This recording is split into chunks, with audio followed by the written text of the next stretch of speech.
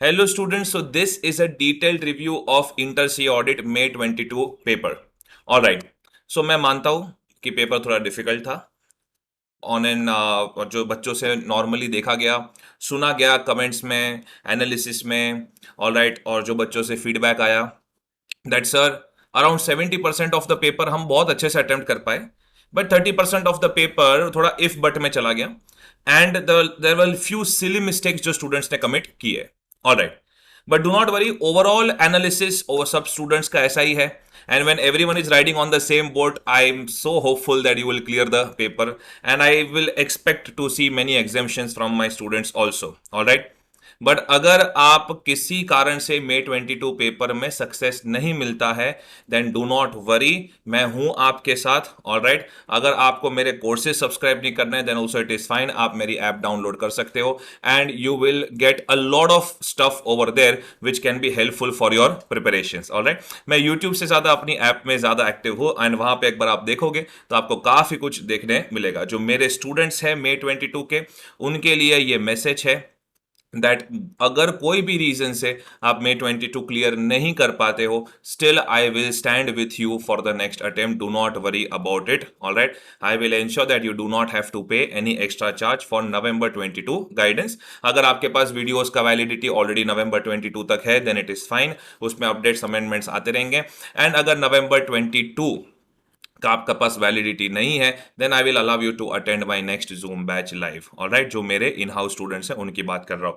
So everyone over here, interest audit May 22, first correct और incorrect. Correct और incorrect simple था but words के साथ बहुत खेल गए and if you are in a hurry to answer then in that case कुछ silly mistakes student से कमिट हो सकती है. ऑलराइट, मैंने पेपर के दिन पे भी एक एनालिसिस वीडियो अपलोड किया था but then there was a lot of discussion going on over there, इसलिए फिर वो वीडियो को हटा दिया था. And now since the exams are over, आपने एक दो दिन का थोड़ा ब्रेक ले लिया होगा and you are in a good mood now. Alright, so you can go through this video now. Alright, so अगर आप करेक्ट इनकरेक्ट में देखो, so question number 1 A. Alright, फटाफट डिस्कस करेंगे.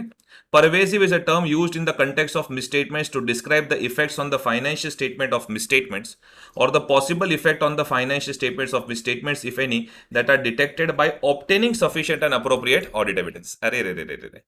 Pervasive means there is a huge impact on the overall financial statements जो multiple transactions balances disclosure को impact कर रहा है. It could be either due to obtaining evidence and misstatement मिला, या it may be either due to not obtaining evidence. So this statement is incorrect.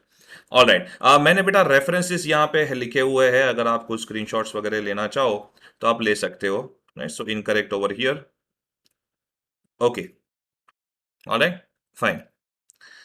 Now मेरे text book के references भी लिखे हुए, मॉड्यूल के रेफरेंसेस भी लिखे हुए. टेक्स्ट बुक के references I have not written for promotion, although I am happy that हमने जो भी डिस्कस किया था और एग्जाम डे पे भी जो मैंने गाइडेंस दिया था, पेपर उसमें से आया हुआ है. बट दैट्स ओके, आपका अगर थोड़ा डिफिकल्ट गया हो तो कोई प्रमोशन के लिए मैंने यहाँ पे रेफरेंसेस नहीं डाले हुए. It is just for clarification. Alright, okay, मैं ज्यादा उसमें कोई बोस्टिंग भी नहीं कर रहा हूँ.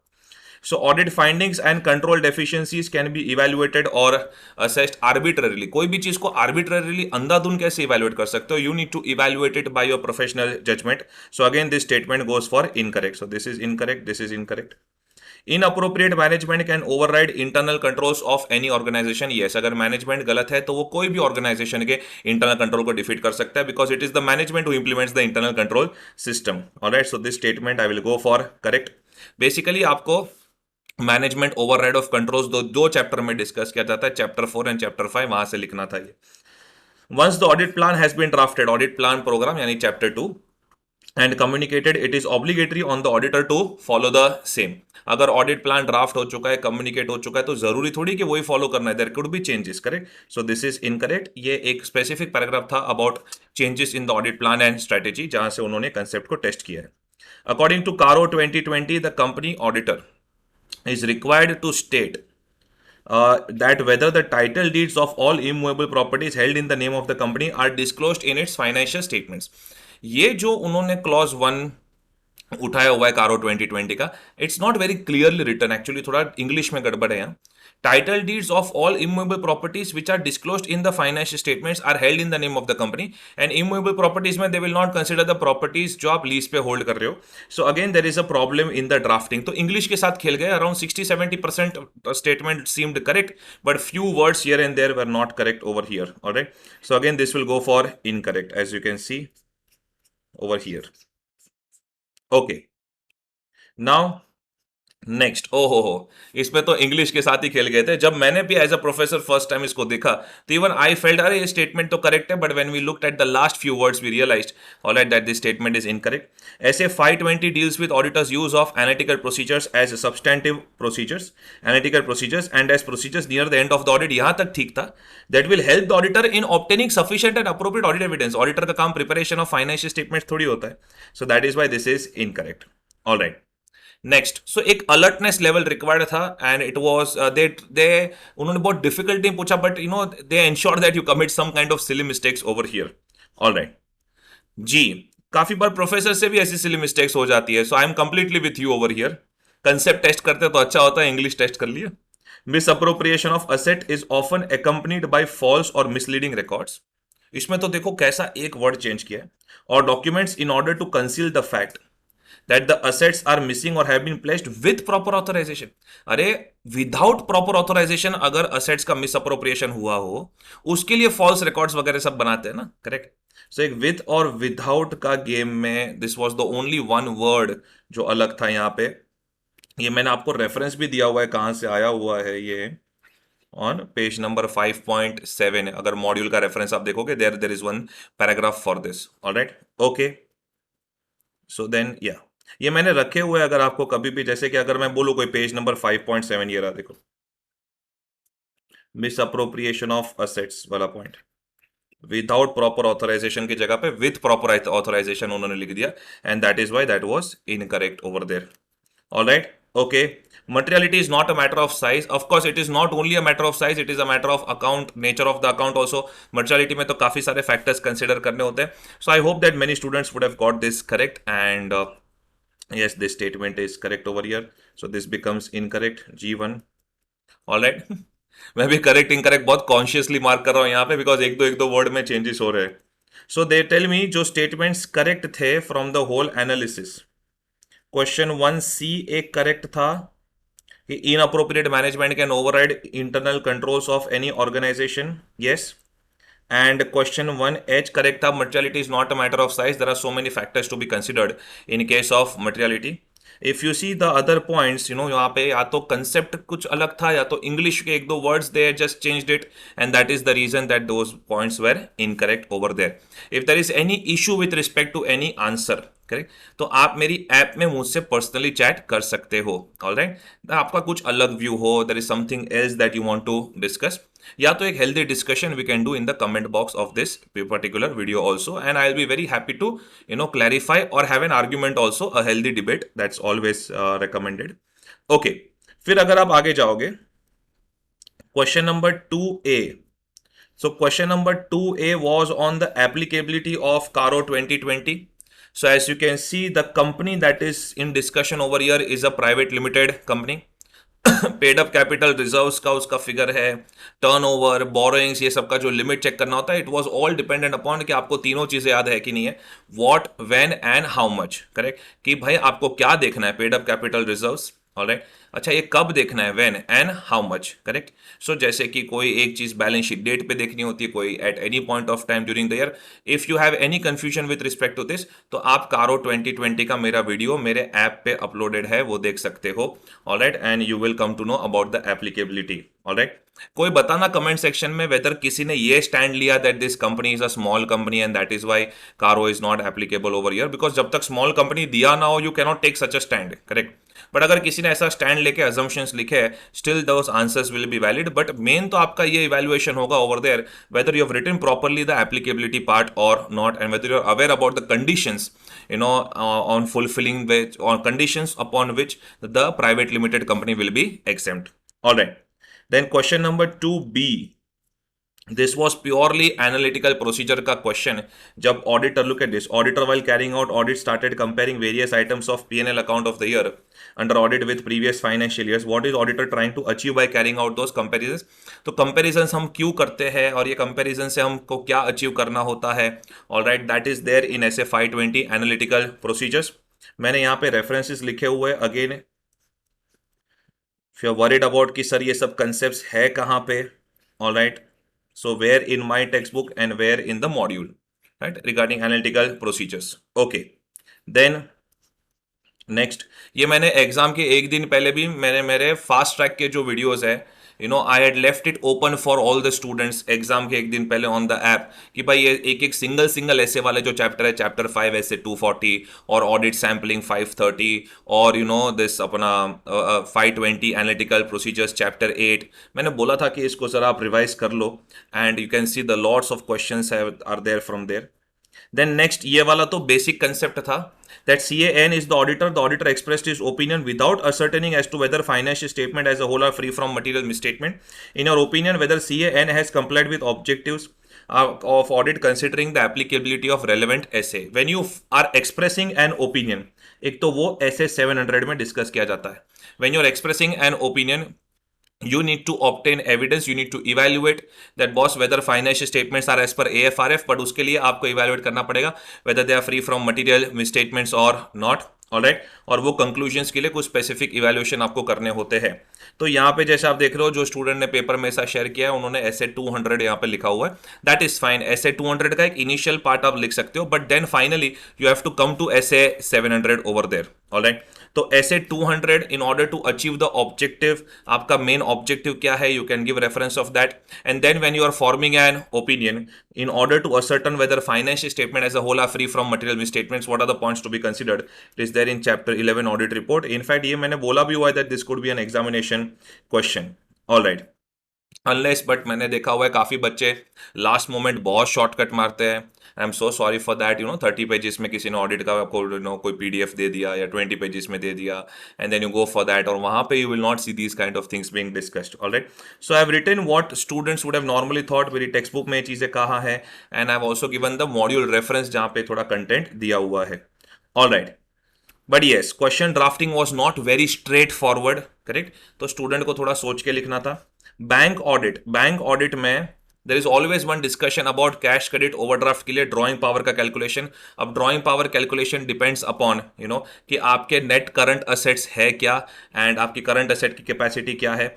इनफैक्ट ये तो मैंने just 1 day before the exam मैंने May 22 मॉड्यूल में कौन से पेजेस है from where the questions can be asked, ये बहुत एक का फटाफट वीडियो में बताया था. And if you see over here chapter 12 मैंने ऑडिट ऑफ बैंक्स लिखा हुआ है. ये वीडियो मेरे ऐप में अपलोड हुआ था. मैंने मॉर्निंग में लाइव आके यूट्यूब में I told also students that I will be uploading some May 22 pages जो इंपॉर्टेंट है, और उसमें ये जो पेज मेंबर मैंने मार्क किया हुआ है, this is exactly the drawing power point over there which was expected this time in the exams. All right, so you can see काफ़ी स्ट्रेट फॉरवर्ड सम था ये. And page number I have marked कि आपको bank audit में ये कहाँ पे देखने मिलेगा regarding drawing power. Alright, okay, next question number 3A. Question number 3A related party transactions को लेके, related party transactions outside the normal course of business को लेके, what are your duties over there. वैसे तो ये फाइनल से का content है that when we see related party transactions outside the normal course of business, हमें उनका कॉन्ट्रैक्ट, अकाउंटिंग, ऑथराइजेशन ये सब चेक करना होता है. बट अगर रिलेटेड पार्टी ट्रांजैक्शंस की बेसिक रिस्पॉन्सिबिलिटीज ऑफ ऑडिटर जो लिखी गई है in chapter 3 alright of your inter CA module, if you write that also, then also it is fine, which was there on this page number in my book and these page numbers in the module. All right, so SA 550 chapter 3, from there they had asked. Then this one again, 1 day before the exams, chapter 9 audit of items of financial statements. As you can see, exact page numbers I have marked over here, where I was expecting questions. Correct. Basically suppose आपने audit का ये page numbers नहीं देखे, it's okay. Even if जो amended schedule 3 है and all the new disclosure requirements अगर आपको पता हो, then also you should be in a good position to write this particular answer. Alright, so corporate social responsibility CSR को लेके क्या क्या डिस्क्लोजर्स रिक्वायर्ड है by the company, all right, with regards to CSR activities done that you are supposed to write over here. चलो अगर आपको exact disclosures भी अगर क्लिक नहीं हुए हैं, but at least you know that CSR में there is an amount that is allocated, कुछ अमाउंट अनस्पेंट होता है, ऑलराइट, कुछ ऑन गोइंग प्रोजेक्ट्स होते हैं. So if you have broadly written that okay fall ये फॉलोइंग डिस्क्लोजर्स होने चाहिए, then also at least they will consider. वैसे उन्होंने पूछा ये है that what matters other than the amount spent not spent disclosures are required, so they wanted you to be more specific. But broadly अगर section 135 के knowledge से भी आपने लिखा हो then also it is fine over there. Alright, अब देखोगे ये सब जो मैंने एक दिन पहले कहा था स्टूडेंट्स को, ये पेज नंबर्स चैप्टर 9 के, and we have chapter 9 over here. और सीधा सीधा ये जो बोल्ड पार्ट में था, from there they have asked the question. Look at this. एक 7 मिनट का वीडियो मैंने अपलोड किया था जहां पे मैंने बच्चे को सिर्फ पेज नंबर बता दिए थे कि भाई इतना एटलीस्ट करके जाओ. I am expecting around good amount of questions from that because these were additions. Look at this, CSR के डिस्क्लोजर्स. ऑलराइट, वैसे ही बेनामी ट्रांजैक्शंस के भी, बेनामी प्रॉपर्टीज हेल्ड, उसका disclosures. Alright, and if you see even that was one of the examination question. Benami का किधर है? So 3B is about CSR. All right, and you will see one on Benami. Yes, I think it is 5B over there. See 5B.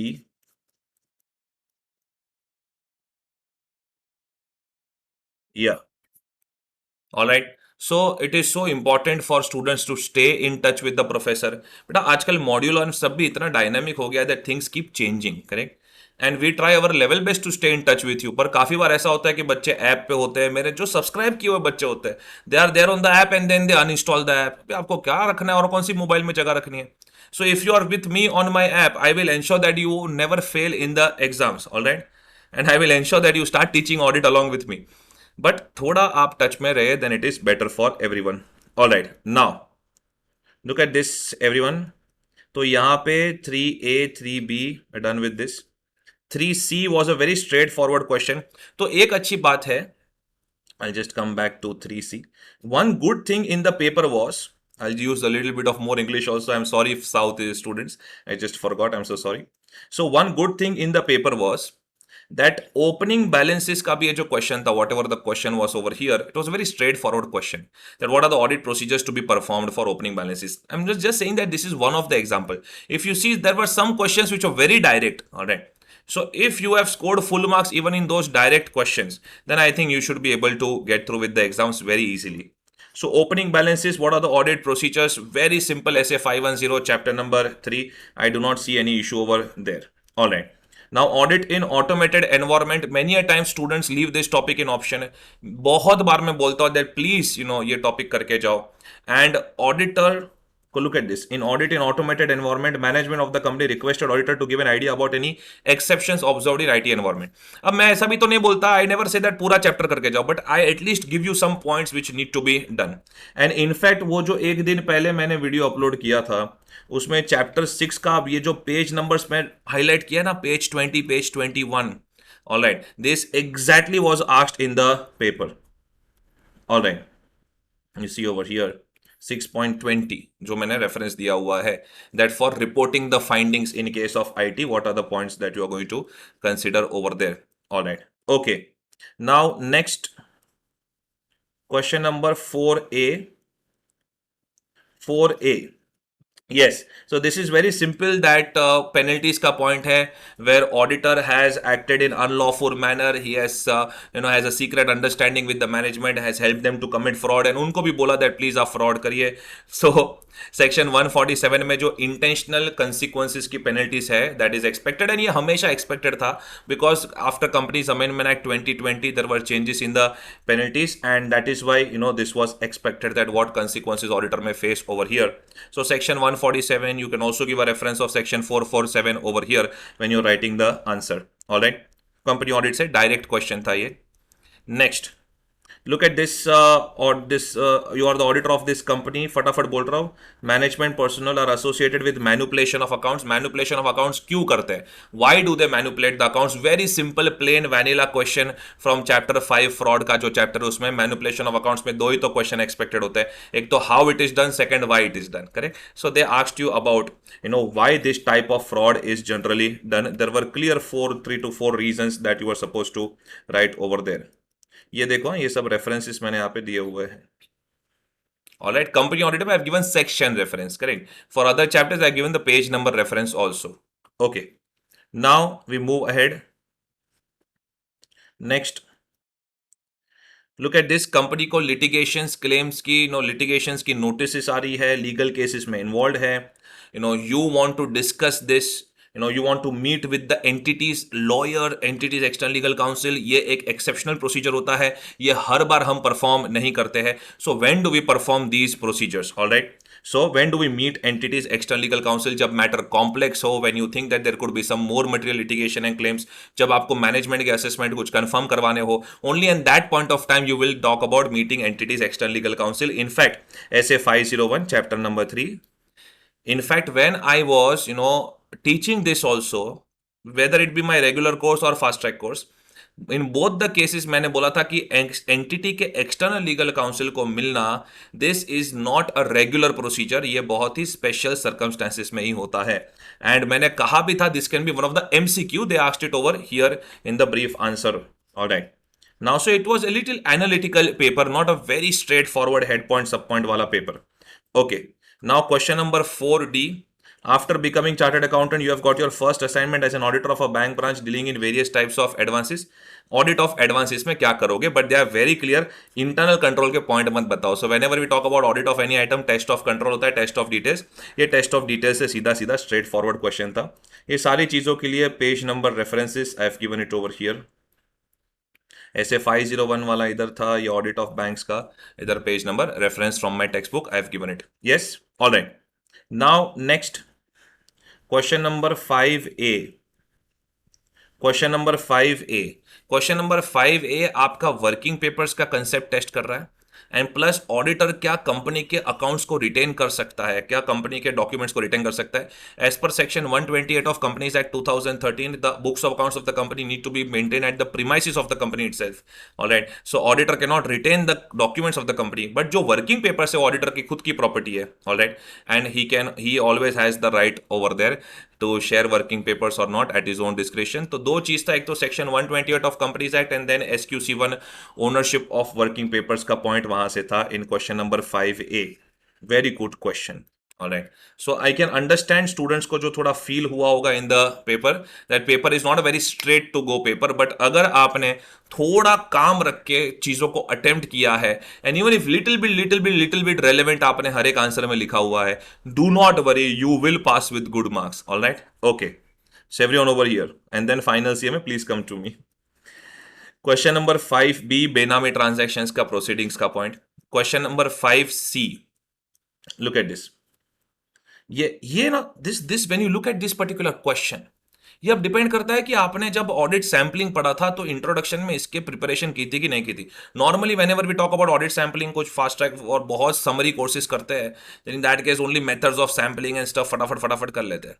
But even in my regular course और fast track course I taught this point that boss, auditor जो sampling procedure adopt करता है, is he justified in doing that? Yes, because law is silent कि भाई sampling करना है नहीं करना है, लॉ ये डायरेक्शन नहीं देता। There are automated controls which reduce the possibility of routine errors, correct? So volume इतना बढ़ चुका है that you can not go for large routine checking. So everyone, that was the point over here. ऐसे 530 से सीधा सीधा ये question, सीधा सीधा नहीं, थोड़ा टेढ़ा टेढ़ा question, but they put it over there. So अगर आप मेरा पेज नंबर ये रेफरेंसेस फॉलो करोगे, you will get to see the answer also. Alright, so over here जैसे मैंने कहा है that you will find the points, look at this, yes, ये यहां से आपको मिलेगा the points, yes, okay, ये देखो, ये exactly उन्होंने क्वेश्चन में लैंग्वेज यूज की है। okay, now we move ahead, question number 5D। Audit of hospital and hospital में they are very clear that कुछ कुछ पॉइंट्स है और they have asked you questions only on those points and audit of different types of entities में मैंने कहा ही था that one of the entity they can ask over here question number 5 and 6 में नॉर्मली ये सब देखने मिलता है. So it was very clear alright and I think students would have gone through this and कुछ अटेम्प्ट किया हो आपने then in that case for sure you will get the marks, don't worry about it. Alright, question number 6A. Question number 6A. Alright, so company, जिस company का आप audit कर रहे हो, 5C I told you right, 5C, हाँ yes. Then question number 6A, जिस company का आप ऑडिट कर रहे हो, alright, that company has taken it is into business magazine का पब्लिशिंग, बिजनेस मैगजीन का business. The company has taken property in barter deal, so they have given the magazines, alright, publish किया है magazines to the public on behalf of the clients and clients से पैसों की जगह पे they have taken property. ओ, GST वगैरह सब चार्ज करना या टैक्सेस, ड्यूटीज, ओके, और प्रॉपर्टी लेते then they have to pay stamp duty, so lots of things are to be done, no. The properties obtained during the year through such barter deals have been considered in the books of accounts on the basis of possession letter only. Possession letter पे they have considered it the books of accounts में and PPE में include कर लिया, ownership दिखा दिया in the financial statements. Considering this matter of such importance, देखो ये बहुत ट्रिकी है. They have used this fundamental to the user's understanding. अब हमें पता है दैट कोई भी matter which is fundamental to the users understanding of the financial statement, उसे एम्फोसिस ऑफ मैटर पैराग्राफ में दिखाते हैं, बट प्रोवाइडेड वो सही तरीके से डिस्क्लोज किया गया हो इन द फाइनेंशियल स्टेटमेंट्स. क्या पोजेशन लेटर के बेसिस पे प्रॉपर्टी को पीपी में दिखाना, is this correct accounting treatment? ना, that according to me is not the correct accounting treatment. Correct, because there are law, अभी इसके ऊपर काफी लिटिगेशन क्लेम्स भी आ सकते हैं. Correct, so in that case अगर अकाउंटिंग ट्रीटमेंट सही नहीं है then it will have an impact on your opinion. But अगर accounting treatment सही है, then you will write this in emphasis of matter paragraph. So students, you have to discuss about opinion impact also and EOM para also, considering the possibilities. Discuss two possibilities. And अगर कुछ बच्चे भूल गए तो ये company है, public company as you can see over here. So obviously Caro 2020 is also applicable. And the title deeds are not in the name of the company. Correct. So in that case, there will be one comment under Caro also, because उन्होंने बोला है कि आप अपनी audit report finalise करते वक्त क्या क्या करोगे. ऑडिट रिपोर्ट में सिर्फ ओपिनियन या ईओएम पैरा थोड़ी जाता है. There is a discussion about Caro also over there. Alright, okay. Next, internal audit को लेके you can see our lectures also. मैंने कितने क्वेश्चंस बोले हुए, एक तो एप्लीकेबिलिटी, दूसरा role and function of that internal auditor, and they have asked this from the role and function of internal auditor, that internal auditor internal control को evaluate करता है. ऑलराइट, तो वो एक्टिविटीज जो परफॉर्म करता है, and you will see this answer in my regular course book और even in the fast track book. Alright, so even this was very simple अगर क्लिक हुआ हो, पढ़ाई की हो तो. बट इंटरनल ऑडिट में मैंने देखा हुआ है दैट स्टूडेंट्स खाली वो सेक्शन रेफरेंस पढ़ के चले जाते हैं and then there is an issue over there. Alright, खाली वो सेक्शन का कंटेंट करके चले जाते हैं. Now this was from corresponding figures SA 710. So current year, previous year के जो फिगर्स प्रेजेंटेड होते हैं in the financial statements, correct, normally we do not talk about that in the audit report. हम लोग प्रीवियस ईयर की बातें नहीं करते हैं in our current year audit report, but कुछ स्पेशल सर्कमस्टेंसेस में we may talk about previous year in the current year audit report. ऐसा कब होता है, एक चार्ट था और वो 3 में डिवाइड हो रहा था and there was some clear circumstances over there. So if you have gone through that, there should not be any issue over there. And then automated environment में से आप दूसरा क्वेश्चन देख रहे हो, so I hope that you do not take our instructions lightly. Automated environment में से ये जो these are all A category questions from automated environment, कि अगर ऑटोमेटेड एनवायरमेंट को अंडरस्टैंड करना है then what are the points to be considered. Alright, so all the page number references and stuff for all the questions are over here. एक बार दिखा देता हूं अगर किसी को ये सब स्क्रीनशॉट्स लेके एक बार कंपेयर करना हो तो. ऑलराइट, बट फ्रैंकली स्पीकिंग मेरा फेवरेट ये पूरे पेपर में से था द सेक्शन ऑफ करेक्ट और incorrect that they put in that particular question, जहाँ पे कुछ इंग्लिश के साथ खेले गए, कुछ सिली मिस्टेक्स कमिट करवाए. Even if I am a student, अगर मैं अभी प्रोफेसर हूँ तो I know we keep talking big things, but अगर मैं स्टूडेंट होता, in that case even I would have committed some silly mistakes. But थोड़ा alertness से हिम्मत रख के if you have attempted the whole paper, then in that case you are in a good position. MCQs, it was a mix of standards and non-essay का topic when we talk about MCQs. And वो तो कभी market में बाहर आते नहीं है, जो बाहर आती है it is only news. Alright, so you can comment in the comment box that कौन से एमसीक्यूज आए थे, and you can let us know and let us make this comment box a knowledgeable one for further attempt students जो ये video को देख रहे हैं। एंड इफ एट ऑल कुछ गलत जाता है, झुकने का नहीं। Alright, thank you so much.